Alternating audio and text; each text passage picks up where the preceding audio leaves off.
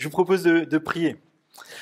Oui, Père, je te remercie parce que tu es bon avec nous, parce que tu nous encourages et tu nous aides aussi à nous centrer sur toi pour qu'on puisse vraiment vivre une vie de disciple qui est épanouie, qui est libérée de la mort du péché, mais aussi des pensées destructrices. Et je te prie, s'il te plaît, que tu nous aides vraiment à prendre dans ta parole des encouragements forts pour mener cette vie qui est libre et glorieuse devant toi. Je te prie dans le nom de Jésus. Amen. Alors, est-ce que quelqu'un connaît un dénommé Erino d'Aposo? Non? Vous ne le connaissez pas? Eh ben, je vous invite à le découvrir un peu avec moi, mais il y a tout un site où il donne ses témoignages. J'avais préparé une petite vidéo où il parlait lui-même, je trouvais que c'était vraiment chouette, mais je vais me faire son porte-parole, et donc je vais essayer de citer un peu ce qu'il a vécu. Donc, Erino d'Aposo, en fait, c'était un Italien qui vivait en France lors de la Deuxième Guerre mondiale. Et en fait, il s'est retrouvé, dans certaines circonstances, en fait, à travailler en fait, pour les Allemands qui étaient en place, et il travaillait pour la préfecture. Et en fait, il était dans ce bureau où il traitait le fait qu'ils allaient faire des descentes pour aller chercher des personnes juives. Et en fait, ce que lui faisait, c'est qu'il téléphonait, il disait attention, il faut partir, il y a des gens qui vont venir vous chercher. Et en fait, au bout de quelques temps, en fait, il s'est fait quand même attraper en prévenant de ces interpellations. Et il s'est retrouvé en camp de concentration en Allemagne, alors que sa femme et ses 4 enfants étaient restés à Paris. Et donc là, je vous parle d'un récit qui partage, c'était vers la période de Noël. Il y a le chef de camp qui l'appelle pour le voir. Et en fait, souvent, quand c'était ce genre de situation, on t'appelait par ton matricule, on te disait il faut que tu ailles voir le chef de camp ou quelque chose comme ça, c'est que tu revenais pas. Et il y va, et le chef de camp était assis à une table avec tout son festin de Noël devant lui, alors que Erino, il n'avait pas mangé convenablement depuis des mois et des mois. Et le chef de camp commence à manger devant lui, et il prend d'abord l'entrée, il fait « Ah, ça c'est bon ». Après, il a un verre de vin blanc, un verre de vin rouge, ainsi de suite. Et il dit « Esquelt », il dit « Ça, santé ». Et puis il dit c'est bon, et il mange ainsi de suite, et il avance dans son repas, et Erino est devant lui au garde à vous pendant 1 heure à le regarder manger, alors que lui, son estomac est tiraillé, il n'a pas mangé depuis super longtemps.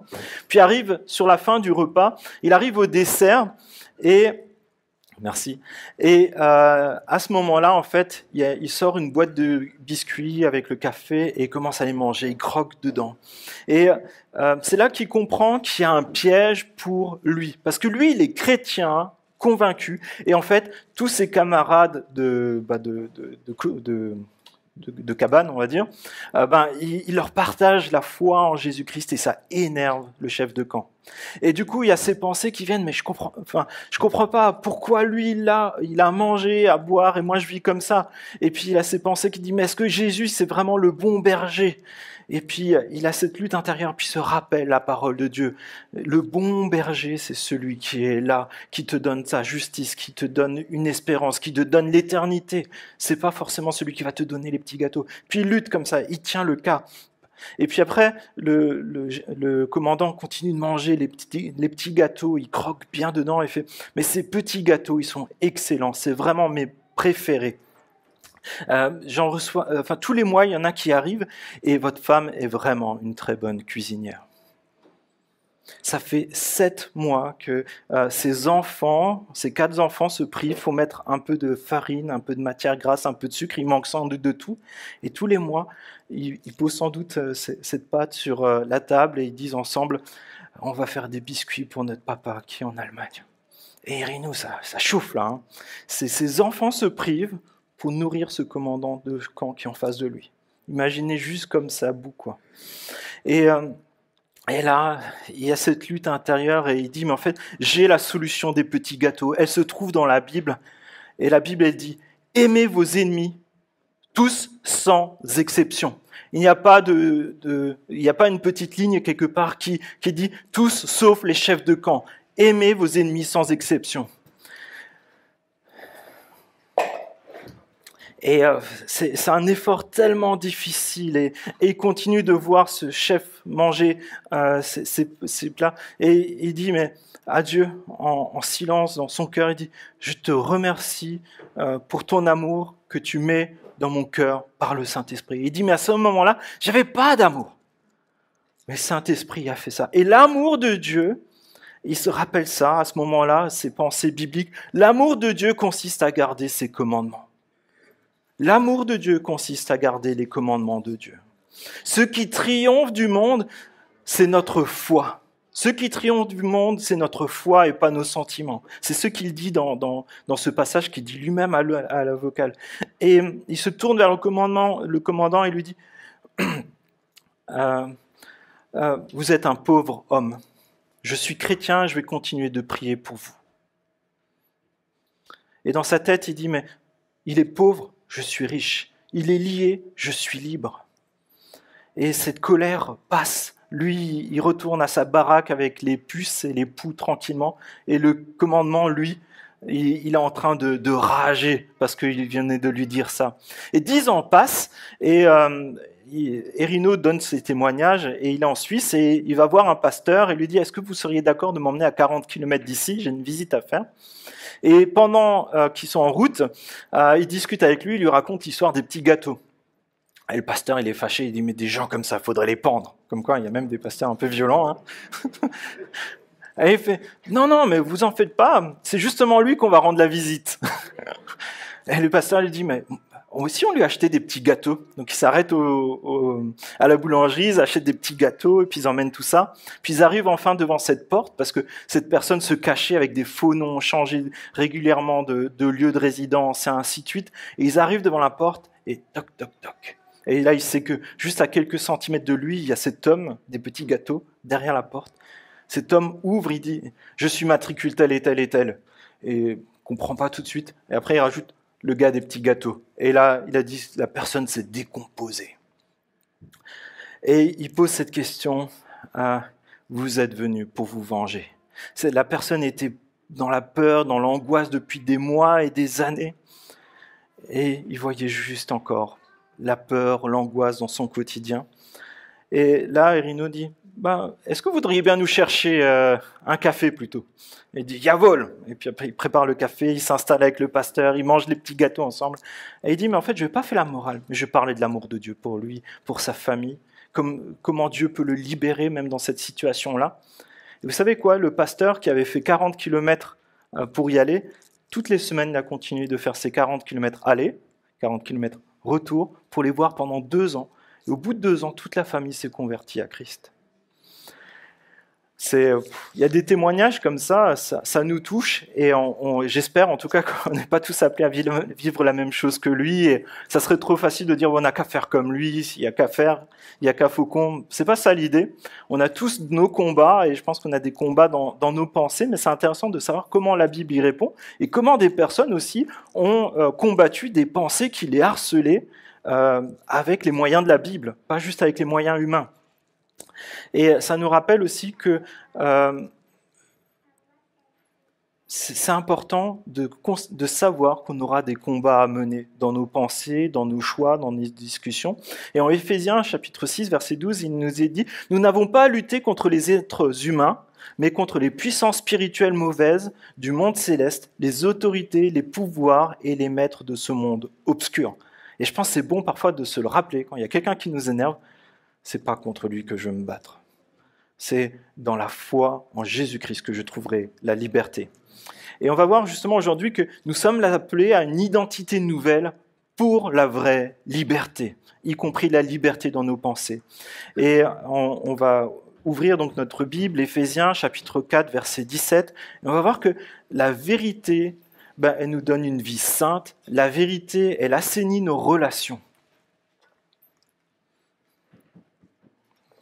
Donc on va lire ensemble, tu veux bien défiler en même temps ? Donc Éphésiens chapitre 4, verset 17. Voici donc ce que je dis et ce que j'affirme dans le Seigneur. Vous ne devez plus vous conduire comme des non-croyants qui se laissent guider par la sottise de leurs pensées. Ils ont l'intelligence obscurcie, ils sont étrangers à la vie de Dieu à cause de l'ignorance qui est en eux, à cause de l'endurcissement de leur cœur. Ils ont perdu tout sens moral et se sont livrés à la débauche pour commettre avec avidité toutes sortes d'impuretés. Mais vous, ce n'est pas ainsi que vous avez appris à connaître Christ. Si du moins c'est lui que vous avez écouté, et si c'est en lui que vous avez été enseigné, conformément à la vérité qui est en Jésus. On vous a enseigné à vous débarrasser du vieil homme qui correspond à votre ancienne manière de vivre et se détruit sous l'effet de ses désirs trompeurs. À vous, laissez renouveler par l'Esprit dans votre intelligence et à vous revêtir de l'homme nouveau, créé selon Dieu dans la justice et la sainteté que produit la vérité. Gardez la Bible ouverte, comme ça vous pourrez suivre avec moi, puis on lira la suite après. Et voici donc ce que je dis, ce que j'affirme dans le Seigneur. Vous ne devez plus vous conduire comme des non-croyants qui se laissent guider par la sottise de leurs pensées. Et cet enseignement, il peut sembler assez pratique, un peu anodin. Peut-être on a peut-être entendu des choses qu'on a déjà entendues plusieurs fois. Pourtant, Paul, ce qu'il dit, c'est il prend l'autorité de parler au nom de Jésus. Il prend pas l'autorité de parler au nom de Paul, et moi je prendrai pas l'autorité de parler au nom de Sylvain ce matin. Mais il veut nous dire quelque chose d'important et il nous dit mais ça vient de Jésus lui-même.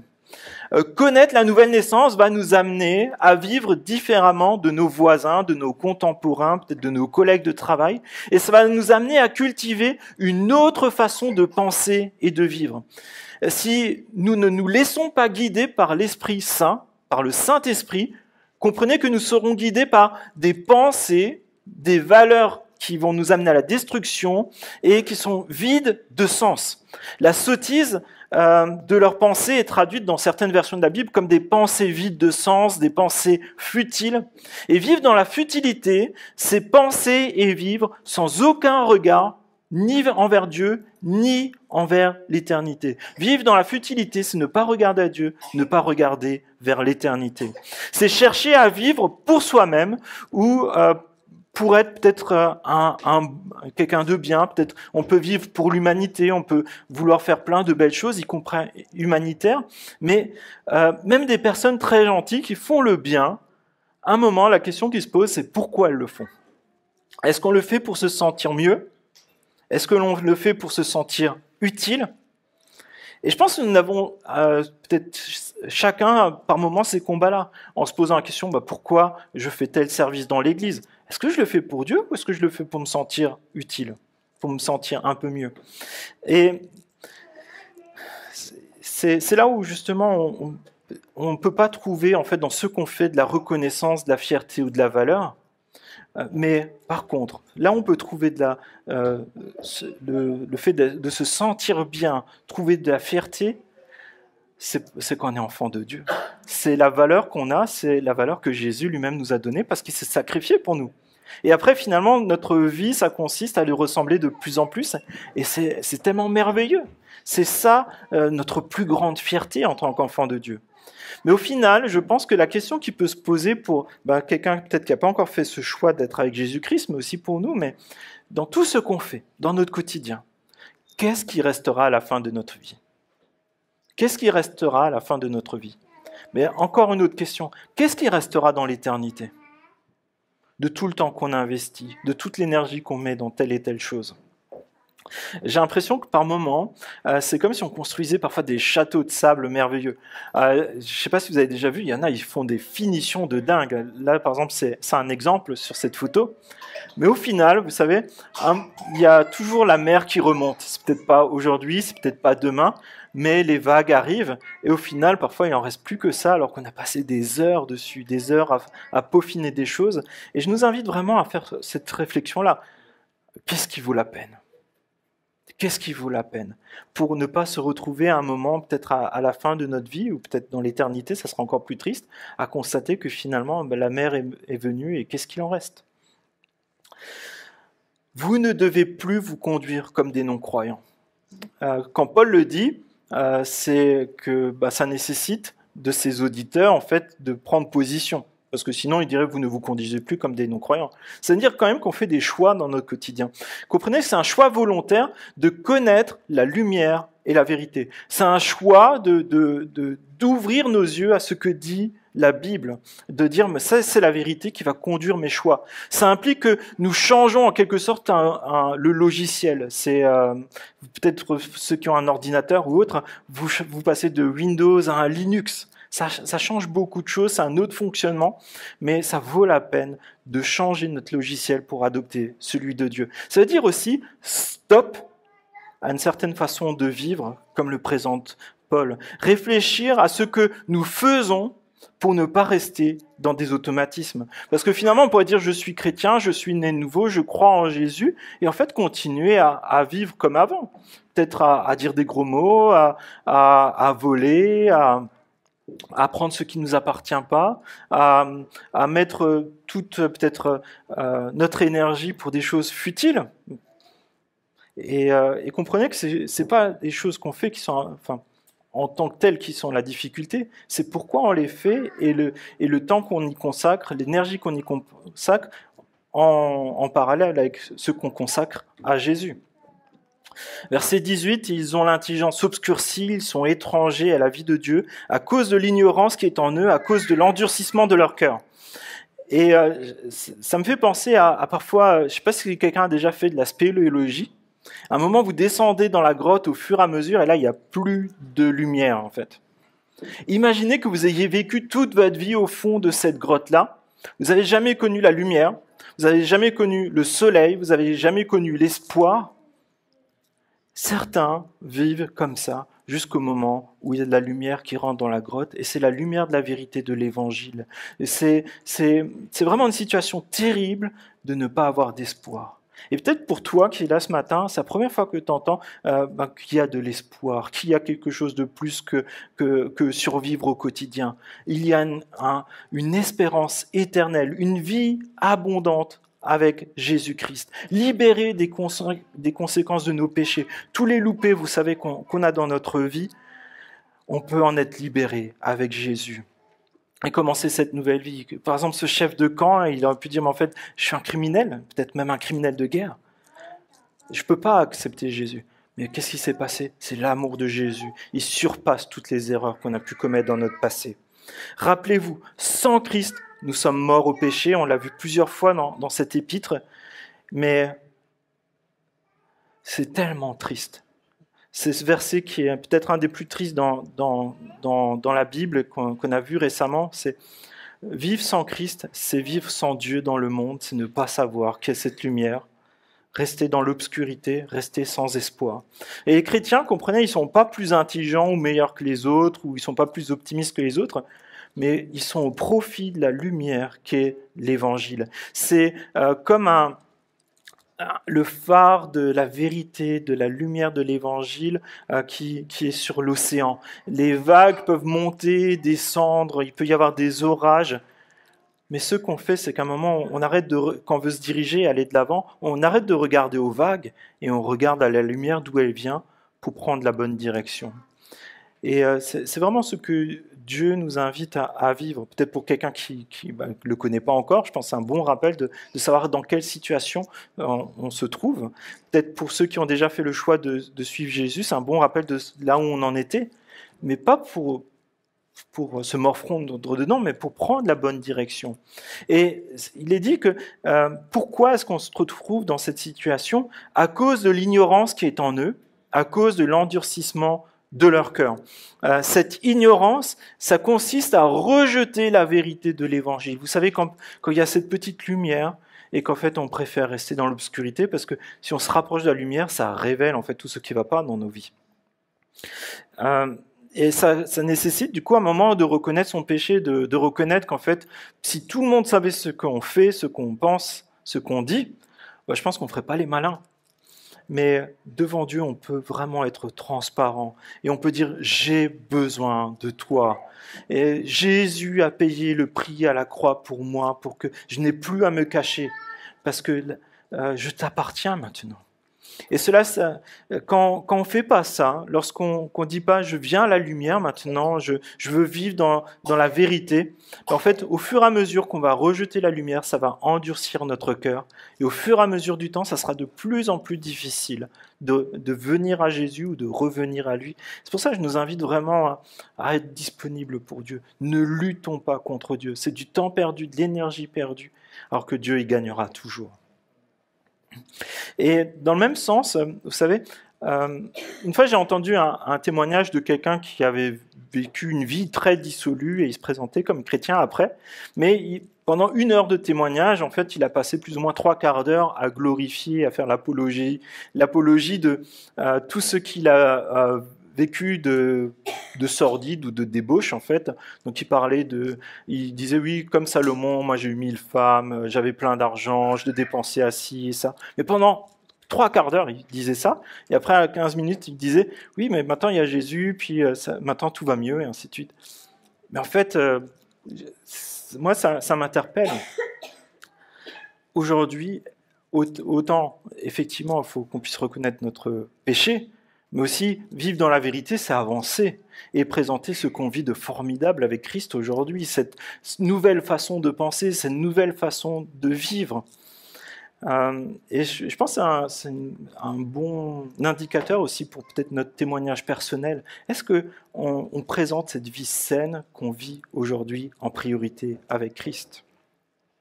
Verset 19. Ils ont perdu tout sens moral et se sont livrés à la débauche pour commettre avec avidité toutes sortes d'impuretés.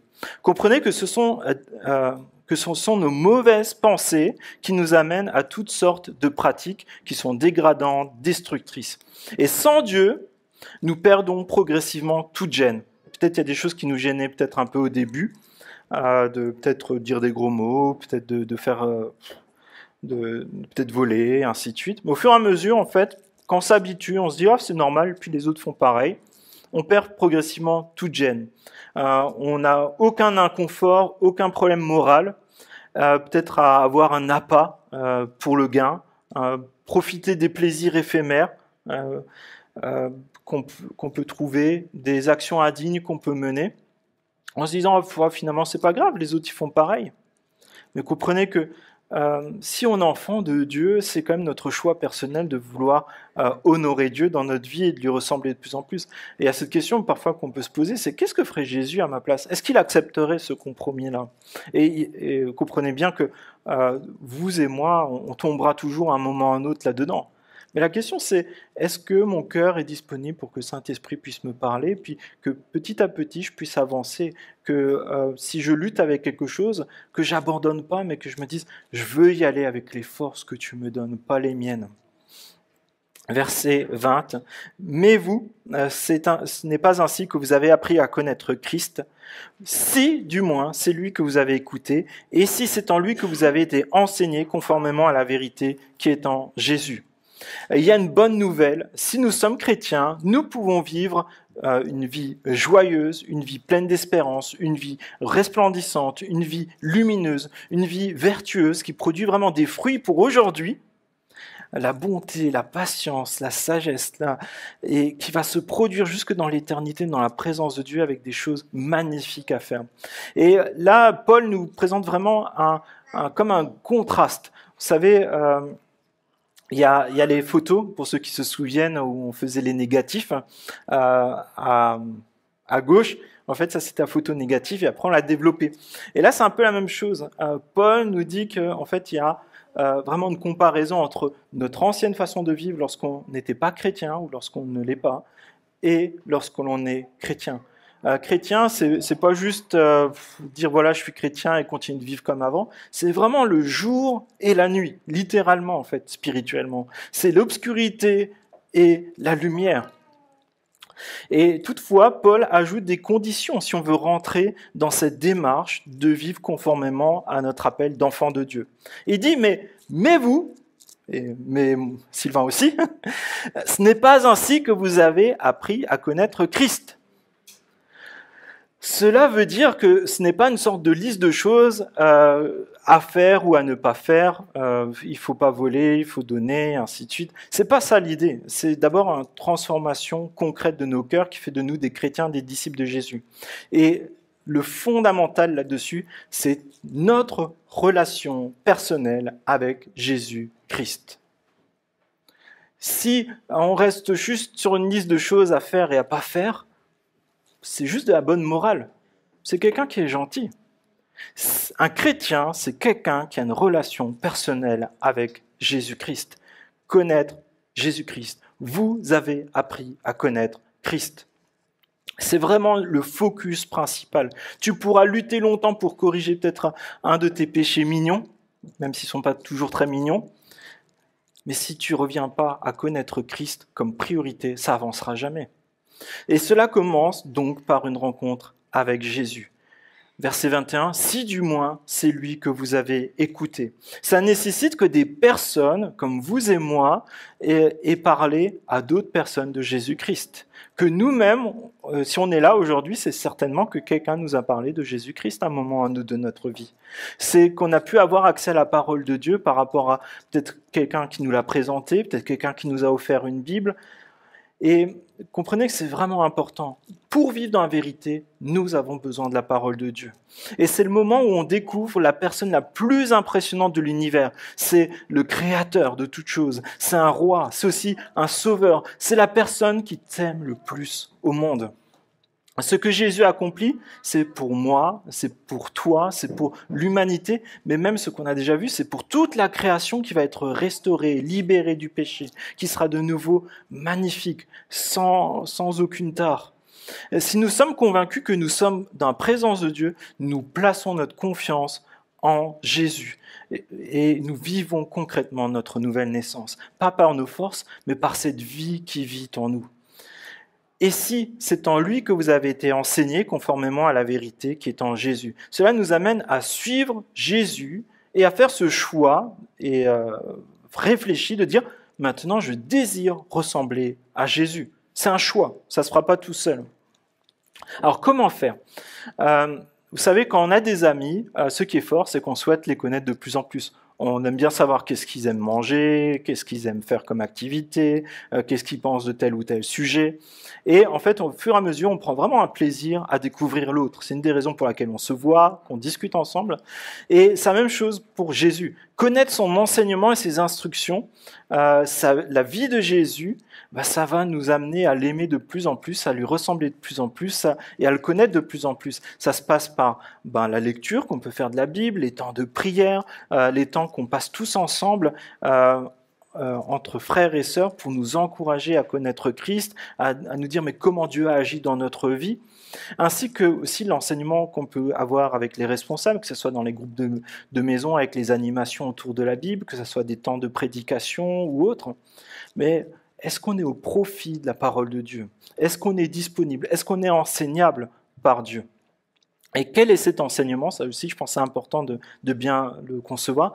Certains pourraient penser que cet enseignement, ça pourrait être de connaître l'ordre des livres de la Bible par cœur, peut-être connaître la liste des rois, peut-être toutes les promesses de Dieu, peut-être trouver des pensées positives qui se trouvent dans la Bible lorsqu'on a des temps difficiles, pour les jours où ça va moins bien. Et effectivement, il y a tout ça dans la Bible, et Dieu nous a donné beaucoup de ressources pour nous encourager, mais Paul leur rappelle ceci au verset 22, « On vous a enseigné à vous débarrasser du vieil homme qui correspond à votre ancienne manière de vivre et se détruit sous l'effet de ses désirs trompeurs, à vous laisser renouveler par l'esprit dans votre intelligence, à vous revêtir de l'homme nouveau, créé selon Dieu dans la justice et la sainteté que produit la vérité. » Comprenez que l'enseignement touche à deux domaines très précis. Notre identité d'enfant de Dieu et son implication concrète dans nos pensées et dans nos actions. Et pour résumer, il est dit « Débarrassez-vous du vieil homme et revêtez l'homme nouveau. » Nous sommes une nouvelle créature. Je ne sais pas s'il y en a qui font du sport régulièrement. J'en ai réveillé un ou deux. Il y a des sportifs dans l'église ? Ouais, bon, quand même, oui. Je retiens si on fait un multisport. Est-ce que quand vous avez fini votre sport du foot, du vélo et ainsi de suite, que vous êtes trempé de sueur avec votre jogging, que vous prenez une bonne douche, vous savez là c'est le moment de désaltérance, ça fait du bien quoi. Est-ce que vous remettez le même jogging après? D'accord, moi non plus, ça tombe bien. Et parfois, j'ai l'impression que nous, en tant qu'enfants de Dieu, on est tenté parfois de dire « Ah, ce jogging, finalement, il n'était pas si mal, même s'il est dégoulinant de sueur, que même d'ici, on le sent. » Mais comprenez que nous sommes une nouvelle créature. C'est encore mieux qu'un nouveau jogging. On est un être complètement nouveau. Et vous savez, je vais vous partager un secret. Je mets encore les mêmes t-shirts que quand j'avais 14 ans. Et on a un combat dans la famille. Nadia me sort régulièrement des piles et me dit « Ça, c'est des vieux t-shirts. Sylvain, s'il te plaît, jette-les. » Je lui dis « Mais le trou, il n'est pas si grand que ça. » Et puis, ça me va encore. C'est tellement difficile parfois de lâcher des vieux vêtements. Je ne sais pas s'il y a d'autres personnes qui sont comme moi. Ah, merci les gars. On en parlera au prochain groupe d'hommes. On fera une petite thérapie dessus. Et c'est vrai qu'on a parfois un lien affectif avec peut-être des bons moments qu'on a vécus, peut-être on a la peur de manquer, peut-être peur de ne pas savoir vivre différemment. Mais je pense que c'est là qu'on peut trouver vraiment la solution en Jésus-Christ.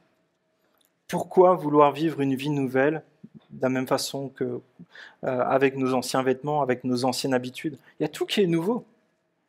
Et là, il est question que Jésus va nous donner l'abondance dans nos pensées, dans notre façon de voir le monde. On va avoir de plus en plus envie de tendre vers les désirs de Christ. Qu'est-ce qui lui fait plaisir?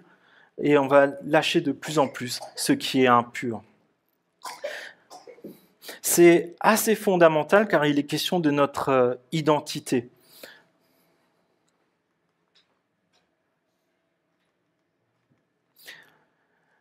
Pardon. Notre identité n'est pas définie sur ce que je pense de moi, mais ce que dit Dieu de moi. C'est le fait de se rappeler que je suis enfant de Dieu avant tout ce que les autres peuvent penser de moi, avant tout ce que je peux faire. Je suis enfant de Dieu parce que c'est Dieu qui le dit de moi. Et ce qui fait de nous un disciple, c'est que nous sommes disciples de Jésus, nous le suivons, même si nous sommes parfois dans la lutte, même si nous chutons, nous suivons Jésus. Lorsque nous tombons, nous nous relevons et nous comptons toujours sur sa grâce qui est renouvelée. Et c'est pour ça, je pense, que c'est vraiment un combat parfois dans nos pensées. On te dit, ben voilà, t'es trop nul, peut-être tu fais pas assez bien telle et telle chose. Mais c'est là, c'est important de se rappeler de qu'est-ce que dit Jésus de toi. Tu es une nouvelle créature, tu es libre. Et la valeur que tu as, c'est celle que moi je t'ai donnée. Et c'est vraiment cette vérité que nous pouvons saisir. Et lorsque ça ne va pas, nous rappeler cela. Je suis une nouvelle créature. Et c'est vraiment une invitation, je pense, pour chacun d'entre nous à revêtir l'homme nouveau, à profiter de la justice et de la sainteté de Dieu pour vivre dans la vérité. Enfin, c'est aussi des relations qui sont assainies dans notre vie. Paul nous a montré que notre nouvelle identité en Dieu, elle transforme en profondeur notre personne parce que nous sommes carrément une nouvelle créature, créée à nouveau par Dieu sur la ressemblance de Jésus-Christ. Et cela nous fait profiter de tellement de bienfaits, on l'a redit déjà tellement de fois, vous avez hérité de toutes les bénédictions spirituelles, on les a déjà. On a déjà tout en Christ. On est déjà enfant de Dieu. On est déjà cohéritier avec de Christ. On a déjà tout. Mais ça doit nous amener à avoir une nouvelle perspective de vie et une nouvelle perspective sur notre éternité. Et Paul démontre désormais que nous avons à apprendre de Jésus pour vivre dans la vérité. Et que Saint-Esprit va renouveler nos pensées et que ça va avoir la conséquence de assainir nos relations avec les frères et les sœurs et peut-être même avec nos collègues, nos voisins, ainsi de suite. Verset 25. C'est pourquoi, en vous débarrassant du mensonge, tu peux essayer de me rattraper s'il te plaît. C'est pourquoi, vous débarrassant du mensonge, dites à chacun la vérité à votre prochain, car nous sommes membres les uns des autres. Principe de se débarrasser du vieil homme et du mensonge, c'est bien dit là, pour vivre une vérité relationnelle. Dites à chacun la vérité, à votre prochain. Et en fait, c'est une référence qui est faite à un livre d'un prophète qui s'appelle Zacharie au chapitre 8.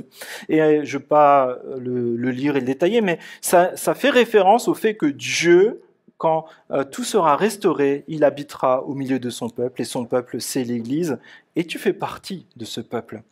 Et donc, c'est vraiment, dans l'Église, il y a déjà une partie de cette prophétie qui s'applique et qu'on peut commencer à expérimenter.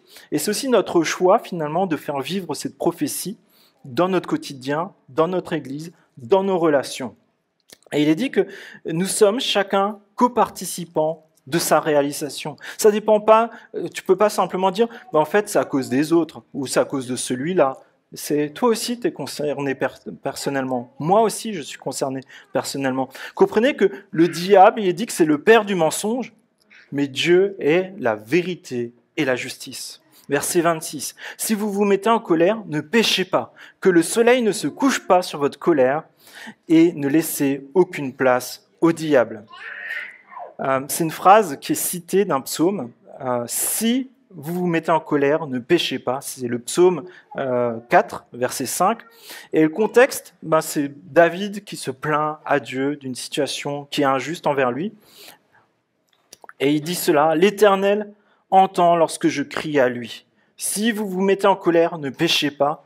Parlez dans votre cœur sur votre lit et faites silence. » Comprenez qu'il y aura nécessairement dans notre vie des temps où on sera dans des situations difficiles. On connaîtra l'injustice, on connaîtra des blessures. On ne comprendra pas pourquoi peut-être des personnes nous font du mal. Mais la question c'est, que fais-tu de ta colère?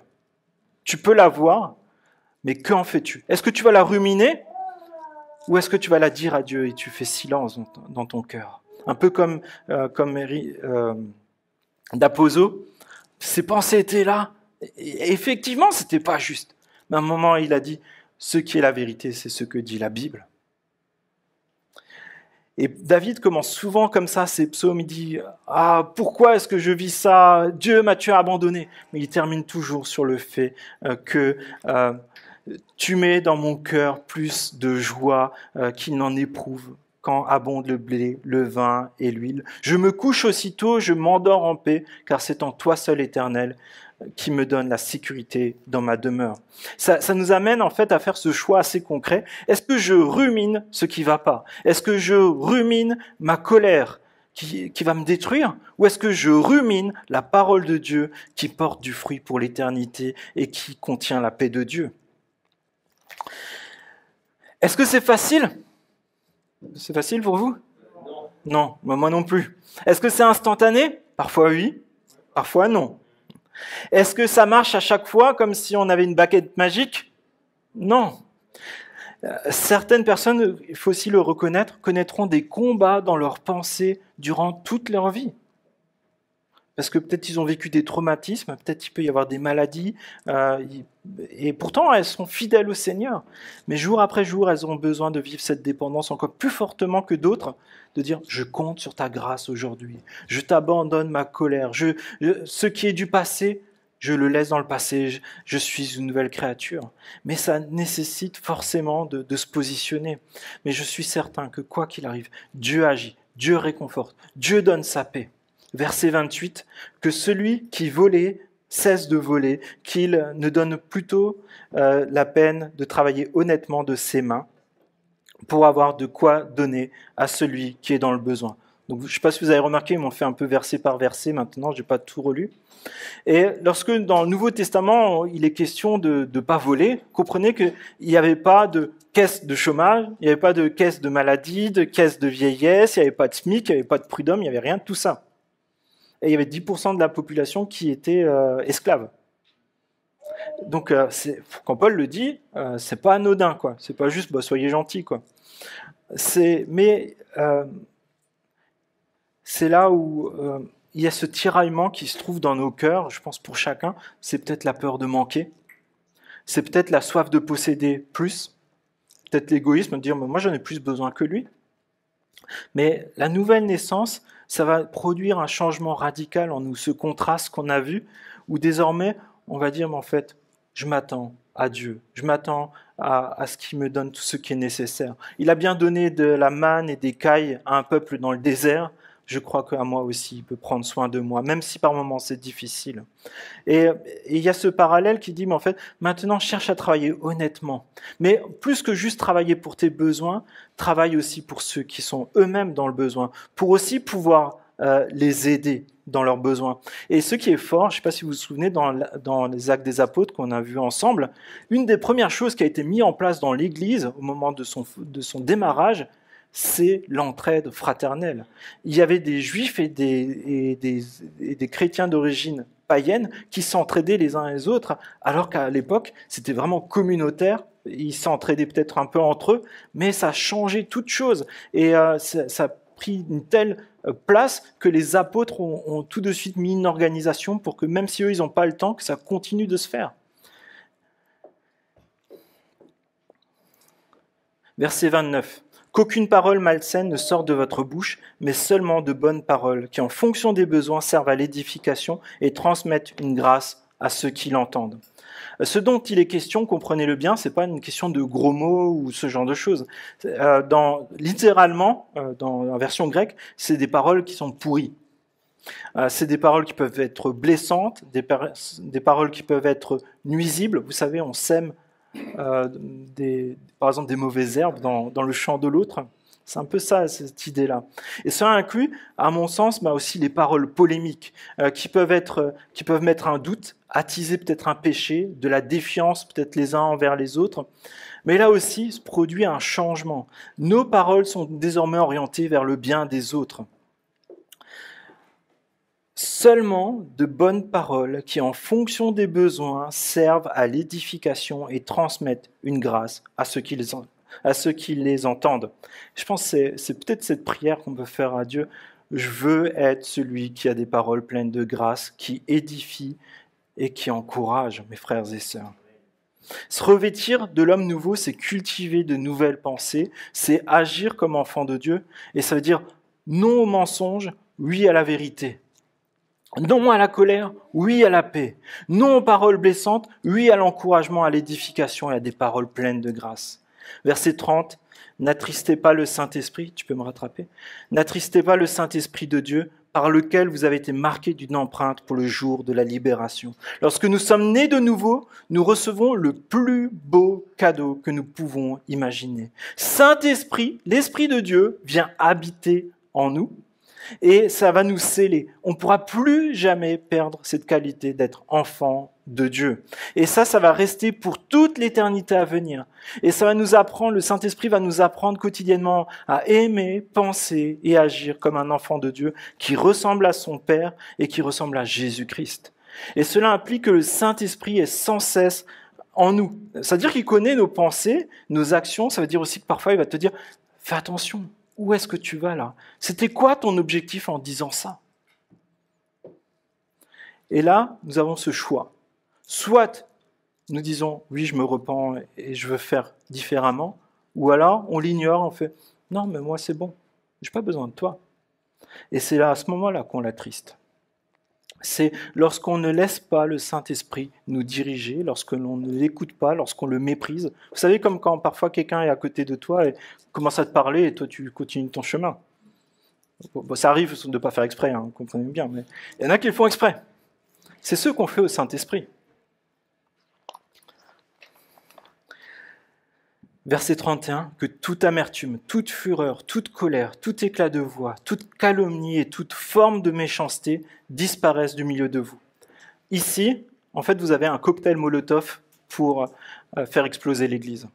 Amertume, fureur, colère, éclat de voix, calomnie, méchanceté. Et c'est ce qui doit disparaître en chacun d'entre nous et au milieu de notre Église. Comprenez qu'aussi, dans beaucoup de religions, en fait, il y a des systèmes de méditation qui sont mis en place. Peut-être certains aussi ont entendu parler des méthodes de relaxation. Et leur objectif, c'est de faire le vide pour amener, soi-disant, une paix intérieure. Toutefois, la pensée biblique, c'est tout autre. Notre objectif, c'est d'être plein. plein de l'Esprit de Dieu, plein des paroles de Dieu. Et au lieu de ruminer la colère, l'amertume, la vengeance, les soucis, les pensées sombres et destructrices, nous sommes encouragés à ruminer la parole de Dieu et la laisser nous remplir. C'est-à-dire, par exemple, le matin, vous n'avez pas besoin de lire 8 chapitres de la Bible, mais lisez quelques versets. Et rappelez-vous dans la journée ces versets-là. Vous allez voir, ça va changer votre journée. En tout cas, ça change les miennes quand je le fais. Au psaume 1, verset 1, « Heureux l'homme qui trouve son plaisir dans la loi de l'Éternel et qui médite sa loi jour et nuit. Il est comme un arbre planté près d'un cours d'eau qui donne son fruit en son temps et dont le feuillage ne se flétrit pas.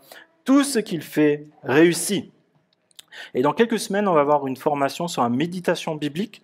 Et je vous invite à pouvoir vous y inscrire. On limitera à une dizaine de personnes parce que on va essayer de faire quelque chose d'interactif, mais je vous encourage vraiment à pouvoir vous inscrire parce que je pense vraiment que d'interroger la Bible et de la méditer, ça peut concrètement changer notre façon de vivre notre quotidien. Verset 32, « Soyez bons et pleins de compassion les uns envers les autres. Pardonnez-vous réciproquement comme Dieu vous a pardonné en Christ. » Soyez bons. Ça nous appelle à réfléchir à comment nous pouvons être une bénédiction les uns pour les autres. Mais au-delà des actions, je pense que c'est déjà une question d'attitude. Si je suis blessé peut-être par un frère ou une sœur de l'Église, je peux faire le choix de croire à sa bienveillance, ne pas suspecter le mal. Et au lieu de ruminer des mots et des circonstances, je peux aller la voir pour lui parler, éclaircir ses intentions. Quand tu m'as dit ça, est-ce que tu pensais à quoi? Parce que j'ai pas bien compris. Et si au final, c'était vraiment délibéré et qu'il n'y a pas de repentance dans la durée, là par contre, c'est d'autres considérations qui se trouvent dans Matthieu 18 que je vous laisserai découvrir. Mais commençons par croire que c'est bienveillant. L'amour est patient, l'amour ne suspecte pas le mal. Et je pense que c'est une bonne façon de démarrer en tout cas ce genre de situation. Pardonnez-vous réciproquement comme Dieu nous a pardonné en Christ. Et c'est vrai que parfois c'est difficile de pardonner. Et je pense que par exemple, d'Apollos, c'était pas forcément facile de pardonner, mais c'est surtout souvenu, je pense, que Christ, il est mort à la croix pour Apollos, il est mort pour Sylvain, mais il est aussi mort pour des personnes qui ont fait des choses horribles, comme ce chef de camp. Et je pense que de savoir que Jésus, il a tout cet amour, je pense que ça peut nous aider à au moins pardonner en se disant que si Jésus lui a donné cette valeur-là, moi je peux lui pardonner aussi. Et je pense que de vivre dans la vérité, ça va assainir nos relations. Et je voudrais juste finaliser sur cette question des pensées. Peut-être tu te dis, je suis indigne d'être enfant de Dieu, je dois peut-être faire ceci ou cela pour être accepté de Dieu, je dois avoir réglé tel problème dans ma vie avant de me faire baptiser. Qu'est-ce que pensent les autres de moi? Peut-être tu as même des angoisses obsédantes, peut-être la peur de manquer, peut-être tu as peur de quelque chose qui pour tout le monde est anodin et pour toi, par contre, ça te pèse vraiment. Peut-être tu n'as plus une brique de lait que tu as besoin dans la maison et c'est la fin du monde. Et il y a des personnes qui ont des combats qui sont différents de nous. Mais je crois que Dieu est là. Il peut soulager nos cœurs, même quand on est dans la tourmente, même quand on est au creux des vagues, on peut regarder à ce phare qui nous appelle à lui et qui nous dit « Je suis là, je te vois, suis ma lumière, vis dans la vérité ».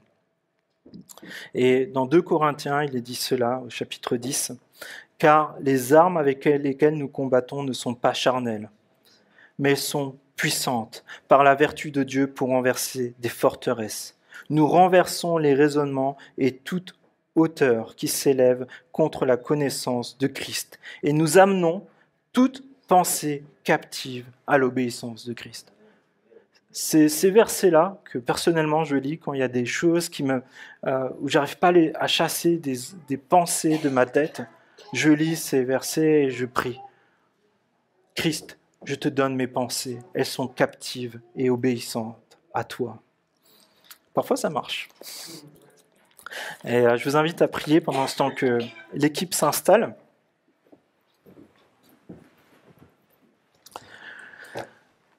Oui, Père, je te remercie parce que c'est vrai qu'on peut être dans des temps difficiles, des temps où on ne comprend pas ce qui se passe, des temps où On connaît l'adversité, on peut connaître des luttes et des combats dans nos pensées, dans des situations, mais on veut se rappeler que tu es Dieu qui est là dans nos vies, que tu es Dieu qui surpasse toutes nos souffrances, qui surpasse toutes nos difficultés. Et je te prie, s'il te plaît, que ce matin, tu nous donnes la paix dans nos cœurs, que tu nous pardonnes les fois où nous t'avons attristé, où nous avons attristé le Saint-Esprit parce que nous ne l'avons pas écouté.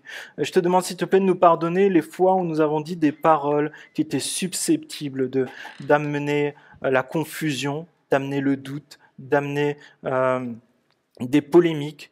Et je te prie, s'il te plaît, de nous pardonner de tout cela parce que nous voulons vivre comme des enfants de Dieu, à qui toutes pensées sont captives, qui vivent dans l'obéissance et qui cultivent et ruminent des paroles de Dieu qui produisent des fruits abondants dans nos vies et pour l'éternité.